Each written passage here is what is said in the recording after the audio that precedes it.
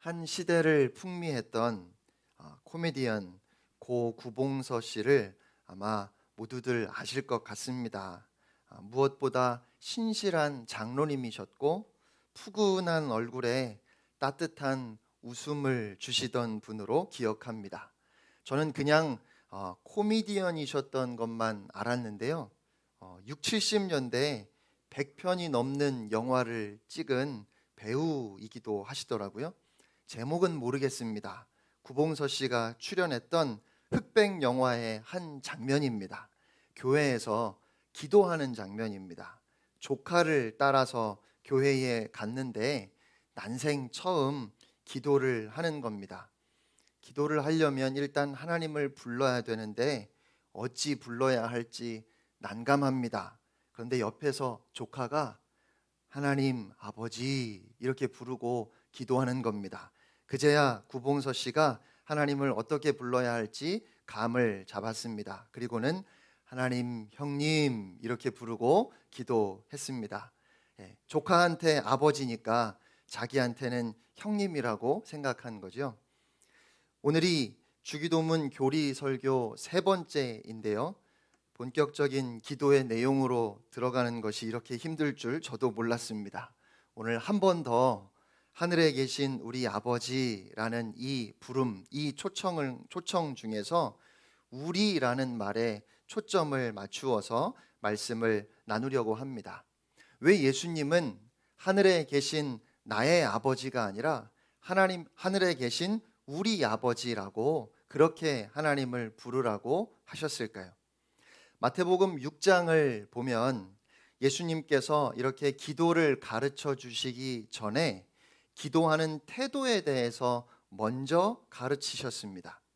위선자들처럼 사람에게 보이려고 회당이나 큰 길 모퉁이에 서서 기도하지 말라고 하시면서 이렇게 말씀하십니다. 마태복음 6장 6절 말씀을 우리 같이 한 목소리로 읽겠습니다. 시작.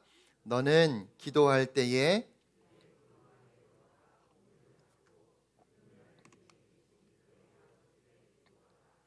은밀한 중에 보시는 내 아버지께서 갚으시리라. 아멘. 아멘. 기도는 하나님과의 교제이고 사귐입니다. 그래서 기도하는 사람이 다른 사람을 의식하며 한눈을 팔면 안 되겠지요.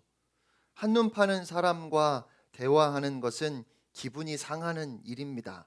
우리도 누군가와 대화할 때 그 사람이 나에게 집중해 주기를 원하는데 당연히 하나님 앞에 기도할 때에도 우리가 하나님께 집중해야 하겠지요.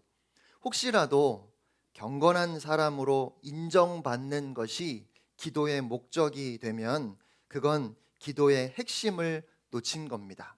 글쎄요, 기도 많이 하는 사람, 기도 잘하는 사람이라고 사람들로부터 인정은 받을지 몰라도 그렇게 기도해서는 하나님을 만날 수 없을 겁니다.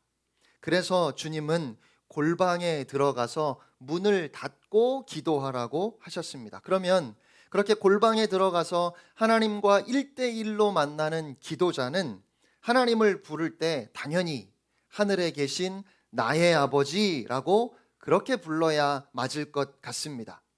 앞에서 읽었던 말씀에서도 예수님은 은밀한 중에 계시는 너의 아버지, 은밀한 중에 보시는 내 아버지라고 그렇게 두 번이나 반복해서 말씀하셨지요. 하나님을 가리켜 내 아버지라고 하셨으니까 기도할 때 너희는 하늘에 계신 나의 아버지라고 그렇게 부르라고 해야 자연스럽지 않겠습니까? 사실 우리는 기도할 때 하나님을 향해서 나의 아버지라고 그렇게 불러야 합니다. 어거스틴은 하나님의 사랑에 대해서 말하기를 하나님은 나를 사랑하시되 이 세상에 사랑할 사람이 나 하나밖에 없는 것처럼 사랑하신다고 했습니다. 사랑이란 원래 그런 겁니다. 하나님 아버지의 사랑을 경험한 사람은 자신이 받은 사랑이 전부인 것처럼 그렇게 느끼게 되지요. 그러니까 나의 하나님이라는 고백은 너무 당연해 보입니다. 믿음은 그렇게 하나님과의 1대1 관계로부터 시작합니다. 간접적으로 하나님을 만날 방법은 없습니다. 그래서 하나님에게는 손자가 없다라고 말하지요. 서론에서 말씀드린 영화에서 구봉서 씨가 불렀던 것처럼 하나님이 형님이 될 수도 있는 것은 아니고, 아니 조카랑 갔으니 망정이지 손주랑 갔으면 하나님을 조카님 이렇게 부를 뻔했습니다. 우리는 아버지도 하나님을 향해서 아버지라고 부르고 그 옆에 아들도 하나님을 아버지라고 부릅니다. 하나님을 믿는 사람은 누구나 하나님과 1대1로 만나서 하나님의 아들, 딸이 되는 것입니다. 그런데 예수님은 우리 아버지라고 그렇게 부르라고 가르치셨습니다. 그렇게 말씀하신 데에는 분명히 뜻이 있을 겁니다. 기도 중에 하늘에 계신 나의 아버지라고 부를 뿐 아니라 하늘에 계신 우리 아버지라고도 불러야 하는 이유가 있다는 것이지요. 하나님은 이 세상에 나 하나밖에 사랑할 사람이 없는 것처럼 그렇게 사랑하신다는 말은 진리의 한 면입니다. 하나님은 그와 같은 사랑으로 모든 사람을 사랑하십니다. 그 사실을 잊지 않으려면 우리는 나의 아버지라고 고백하는 만큼이나 우리 아버지라고 고백해야 합니다. 그 고백은 하나님이 나를 사랑하시는 것만큼 다른 사람들도 또한 사랑하신다는 것을 우리에게 일깨워 줍니다. 여러분, 기독교는 홀로 무슨 도를 닦아서 득도하는 그런 종교가 아니지요. 예수 그리스도를 통해서 하나님을 만났다면 그 즉시 믿음의 형제 자매들을 또한 만나게 되어 있습니다. 위로 하나님과 연결되는 순간 옆으로 형제 자매들과 또한 연결되는 것입니다. 어느 날 한 율법사가 예수님을 찾아와서 물었습니다. 율법 가운데 어느 계명이 가장 중요합니까? 이 질문은 유대교 랍비들이 자주 토론을 했던 주제였습니다. 율법서에 기록되어 있는 613가지 계명 중에서 어느 것이 가장 중요한지를 묻고 그 질문에 어떻게 대답하느냐에 따라서 그 사람의 영적 수준, 실력을 가늠하려고 했습니다.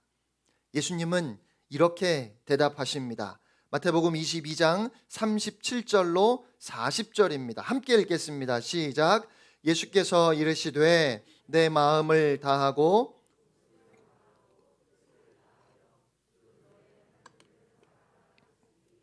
이것이 크고 첫째 되는 계명이요 둘째도 그와 같으니 내 이웃을 내 자신같이 사랑하라 하셨으니 이 두 계명이 온 율법과 선지자의 강령이니라. 아멘.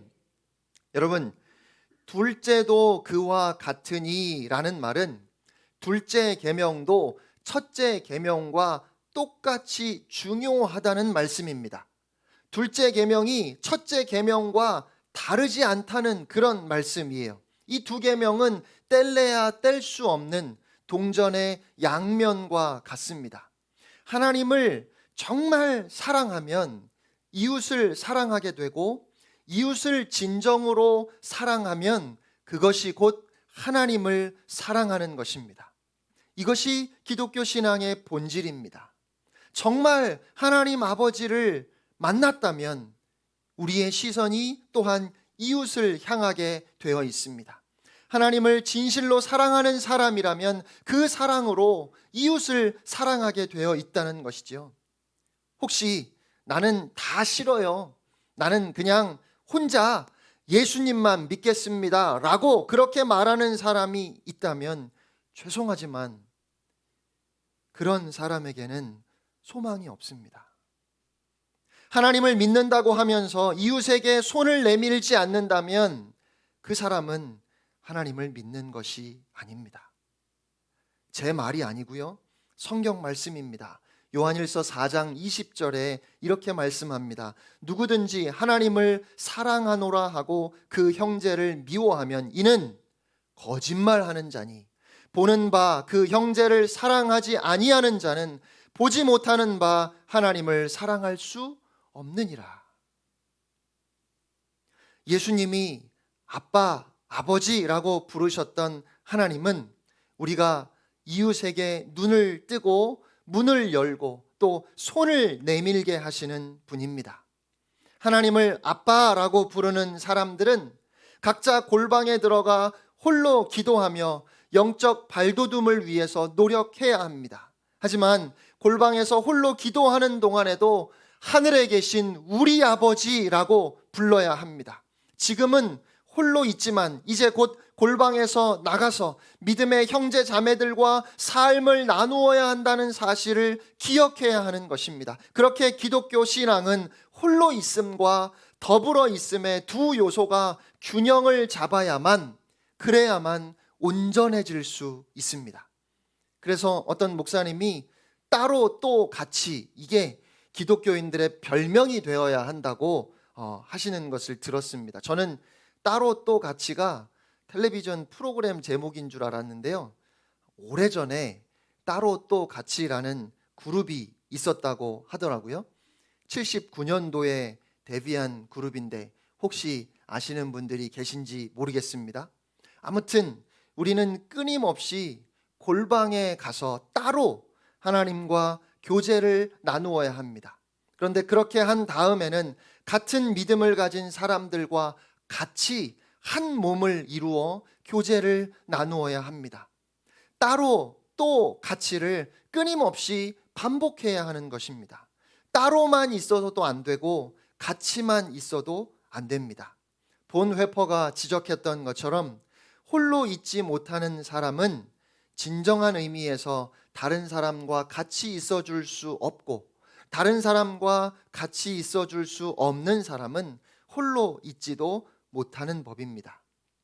하나님을 향해 우리 아버지라고 부르는 사람들이 함께 모여 교회가 됩니다. 하나님께서는 하나님의 이름을 부르는 자녀들이 하나가 되어 예배드리고 서로 삶을 나누며 세상을 위해서 일하기를 원하십니다. 함께 웃고 함께 우는 공동체가 되어야 합니다. 아무리 많은 사람이 모이고 아무리 좋은 예배당이 있어도 하나 된 공동체가 되지 못하면 교회가 아닙니다. 교회에서 분란이나 갈등으로 인해 상처를 입은 많은 사람들이 조용히 신앙생활을 하고 싶어 합니다.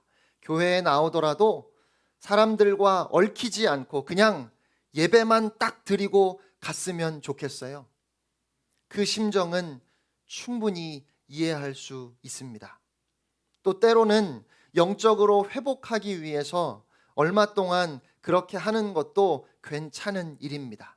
하지만 그것이 믿음의 방식이 된다면 그렇게 홀로 있는 모습은 결코 하나님 아버지께 기쁨이 될 수 없습니다. 같은 믿음을 가진 사람들이 하나 되어서 한 몸 교회를 이루는 것은 기독교 신앙의 핵심입니다. 사랑하기 어려운 사람들, 대면하고 싶지 않은 사람들, 자꾸만 내 신경을 거스르는 사람들, 너무 달라서 말이 통하지 않는다 싶은 그 사람들과 함께 부대끼면서 한 몸이 되어 주의 일을 감당하는 것이, 그것이 우리 하늘 아버지의 뜻입니다. 오늘 이 시대에 기독교라는 종교, 또 교회라는 종교 단체는 매력을 점점 잃어가고 있습니다. 모두 교회와 기독교인들이 자초한 일입니다.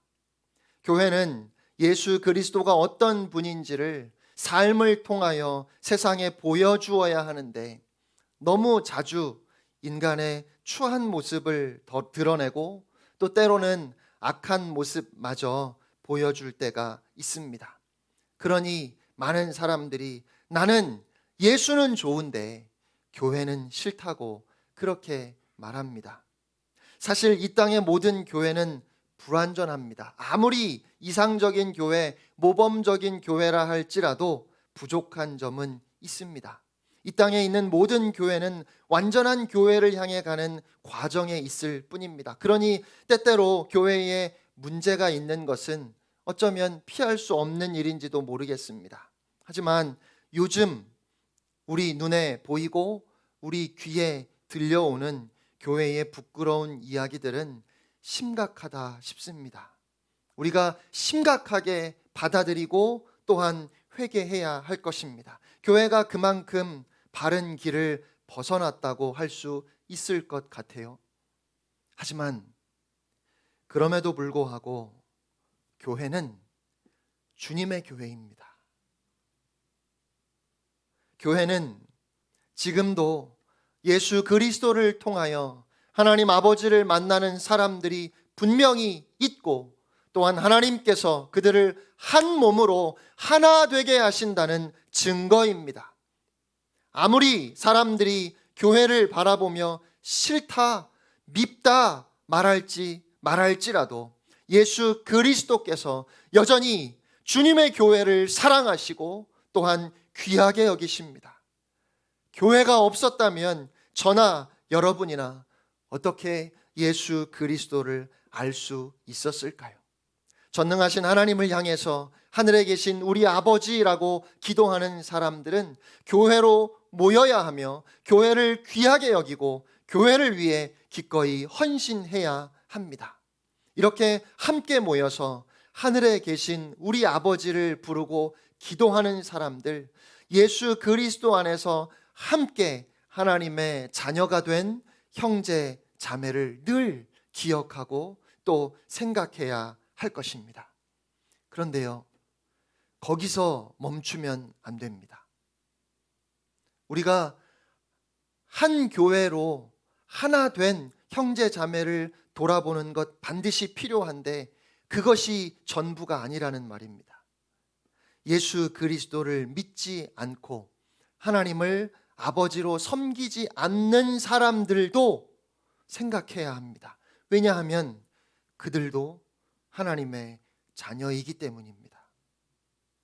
여러분, 믿지 않는 사람들도 하나님의 자녀입니다. 믿지 않는 사람들은 비유하자면 집 나간 자식 혹은 부모와 절연하고 사는 자식과 같습니다. 그들은 하나님을 우리 아버지라고 생각하지 않지만 하늘 아버지는 그들을 여전히 자녀로 여기십니다. 자식이 아버지를 향해서 저는 더 이상 아버지의 자식이 아닙니다 라고 하고 가출했더라도 아버지에게는 여전히 자식입니다. 하나님은 그들을 다 구원하기를 원하십니다. 우리가 하늘 아버지의 철든 자식이라면 잃어버린 자녀들을 찾으시는 하나님 아버지의 마음을 또한 헤아려야 합니다. 그래서 우리는 하늘에 계신 우리 아버지라고 그렇게 하나님을 부를 때마다, 기도할 때마다 하늘 아버지를 떠나 살고 있는 잃어버린 형제 자매들을 또한 기억해야 합니다. 지난주에 탕자의 비유에 나오는 하늘 아버지가 어떤 분인지를 말씀드렸는데 오늘은 그 비유의 후반부에 등장하는 자기 몫의 유산을 받고 아버지와 함께 살고 있던 큰아들에 대해서 생각해 보고 싶습니다. 큰아들은 가출했던 동생이 돌아오자 그 동생을 받아들이고 잔치를 베풀고 좋아하는 아버지에게 화가 났습니다. 그는 집에 들어가서 잔치에 참여할 마음이 없었습니다. 아버지를 모시고 살았던 나날들이 갑자기 손해처럼 생각되었습니다. 나는 바보라서 이렇게 사는 줄 아는가 싶었습니다. 그때 아버지가 달려나와 큰 아들을 달랩니다. 그러자 아들이 분통을 터뜨리며 이렇게 말했습니다. 누가복음 15장 29절로 30절의 말씀입니다. 나는 이렇게 여러 해를 두고 아버지를 섬기고 있고 아버지의 명령을 한 번도 어긴 일이 없는데 나에게는 친구들과 함께 어울려 즐기라고 염소 새끼 한 마리도 잡아주신 일이 없습니다. 그런데 창녀들과 어울려서 아버지의 재산을 다 삼켜버린 이 아들이 오니까 그를 위해서 살찐 송아지를 잡으셨습니다. 여러분, 지금 큰 아들이 동생을 가리켜서 뭐라고 했죠? 창녀들과 어울려서 아버지의 재산을 다 삼켜버린 이 아들이라고 말합니다. 큰아들은 나의 이 동생이라고 말하지 않고 아버지의 이 아들이라고 말합니다. 아버지는 그를 아들로 여길지 모르지만 나는 그를 동생으로 받아줄 수 없다는 말입니다. 그러자 아버지가 큰아들에게 이렇게 말합니다. 얘야, 너는 늘 나와 함께 있으니 내가 가진 모든 것은 다 네 것이다. 그런데 너의 이 아우는 죽었다가 살아났고 내가 잃었다가 되찾았으니 즐기며 기뻐하는 것이 마땅하다. 여러분, 아버지가 너의 이 아우라고 그렇게 말하는 것에 주목해야 합니다. 사랑에 아낌이 없었던 아버지는 큰아들의 마음을 위로하며 바로 잡아줍니다. 아버지는 큰아들에게 이렇게 말하고 있는 겁니다. 얘야, 네 심정은 이해한다. 하지만 한 번만 더 생각해 보아라. 나의 이 아들은 너의 동생이 아니냐. 네 동생이 죽었다가 살아왔는데 네가 기뻐해야 하지 않겠니? 예수님은 특별히 바리새인들과 율법학자들에게 이 이야기를 하셨습니다. 당시에 그들은 자신들만 하나님의 자녀로서 자격이 있다고 생각했습니다. 이방인들, 그들은 말할 것도 없고 유대인들 중에도 율법을 지키지 않는 사람들은 하나님의 자녀로서 자격을 잃어버렸다 생각했습니다. 그들은 오직 율법을 잘 지키는 경건한 유대교인들만을 형제로 생각했습니다. 그들은 누구를 만나든 하나님의 자녀로 불릴 만한 자격이 있는지 없는지를 따졌습니다. 그리고 자격이 없다면, 그렇게 판단하면 가차없이 차별하고 무시하고 그들을 외면했습니다. 그런 그들에게 예수님께서는 이 비유를 들려주시면서 큰 아들의 행동에서 그들 자신의 모습을 보기를 기대하셨습니다. 예수님 당시에 바리새인들과 율법학자들이 가졌던 태도를 오늘날 믿는 사람들에게서 찾아보는 것은 어려운 일이 아닙니다. 나는 틀림없이 구원받았다는 자만심, 복음을 수호한다는 명분으로 믿음의 형제 자매들을 판단하고 정죄하는 영적 교만, 그리고 잃어버린 형제 자매들을 하나님이 버린 자식으로 생각하는 그 배타성을 오늘 그리스도인들에게서 자주 보게 됩니다. 그러면서 자신의 믿음이 좋고 보수요 정통이라고 생각합니다. 어떤 교파에서는 오직 자기 교파만이 구원의 진리를 독점하고 있다고 주장하기도 합니다. 가지 많은 나무에 바람 잘 날 없다는 말이 있습니다. 저희 부모님 세대만 해도 집집마다 형제가 여럿 있었는데 꼭 그 중에 유난히 부모님의 속을 썩이는 자식이 있습니다. 그러면 어머니는 집 나간 자식을 위해 눈물로 기도하고 또 때로는 시름시름 앓기도 합니다. 그런 어머니의 모습을 지켜보다 못해 큰아들이 동생을 찾아 나섭니다. 어떻게든 그 동생을 찾아서 집에 데려다 놓아야, 그래야 어머니가 다시 웃음을 찾으실 수 있기 때문에 그렇습니다. 여러분, 우리에게도 집 나간 형제 자매가 있다는 것을 아십니까? 하늘 아버지를 떠나 자신의 멋대로 인생을 탕진하고 있는 잃어버린 형제 자매들에 대해서 오늘 우리는 얼마나 애틋하고 간절한 마음을 가지고 있습니까? 집 나간 자식을 향한 하늘 아버지의 아픔을 얼마나 느끼고 있습니까? 혹시라도 그건 나와 상관없는 일이고 나만 잘 믿으면 되는 거 아니냐고 그렇게 생각하고 있는 것은 아닙니까? 하늘에 계신 하나님은 우리 아버지이십니다. 하나님은 하나님을 떠난 혹은 하나님을 모르고 어둠 속에서 살아가는 자식들을 다 찾아서 회복시키기를 원하십니다. 인간이 비로소 참된 행복을 찾는 것은 그를 지으신 하늘 아버지의 품에 돌아올 때에만 가능하기 때문입니다. 우리가 전도를 해야 하는 이유는 교회를 키우기 위함도 아니고 또 우리가 더 힘을 갖기 위함도 아닙니다. 잃어버린 자녀들에 대한 하나님의 근심을 풀어드리기를 원하는 것이 그것이 전도의 이유입니다. 그래서 잃어버린 나의 형제 자매를 찾아 나서는 것이 전도입니다. 잃어버린 형제 자매에 관한 관심도 없고 열심도 없는 사람은 하늘에 계신 우리 아버지라고 부를 때마다 양심에 울리는 하늘의 음성을 들어야 할 것입니다. 너는 너의 형제 자매를 향한 내 마음의 아픔을 알고 있느냐? 아직도 복음이 전해지지 않은 곳에 나가 선교하는 것은 하나님의 집을 떠나 고통 중에 사는 사람들을 찾아가서 형제 자매로서의 책임을 다하는 것입니다. 잃어버린 자녀들에 대한 하늘 아버지의 아픔을 안다면 우리는 선교하는 데 주저하거나 인색할 수 없습니다. 집 나가 굶고 있는 동생을 찾아가서 밥을 사 먹이고 옷을 사서 입히는 형처럼 우리도 그렇게 해야 합니다.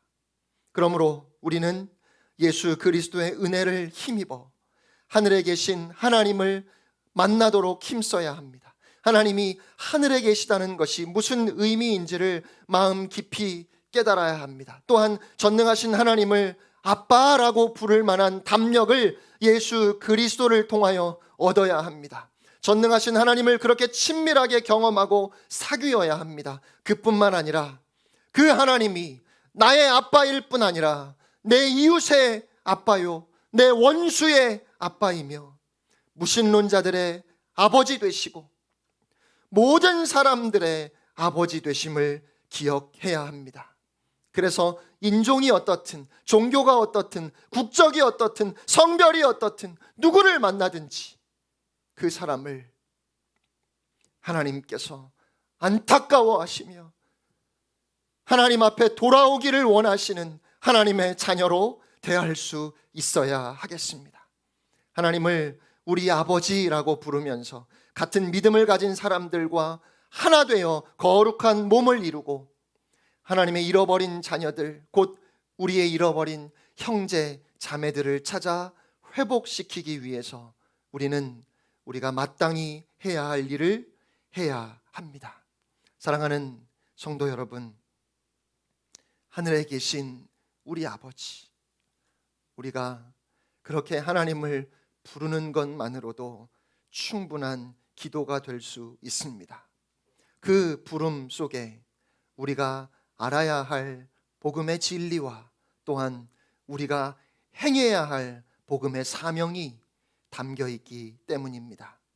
우리가 하늘에 계신 우리 아버지라고 그렇게 부를 때마다 그 단어 하나하나에 담겨 있는 깊고 큰 의미가 우리의 마음에 울리고 그 뜻이 우리의 삶을 통하여 실현될 수 있기를 간절히 소원합니다.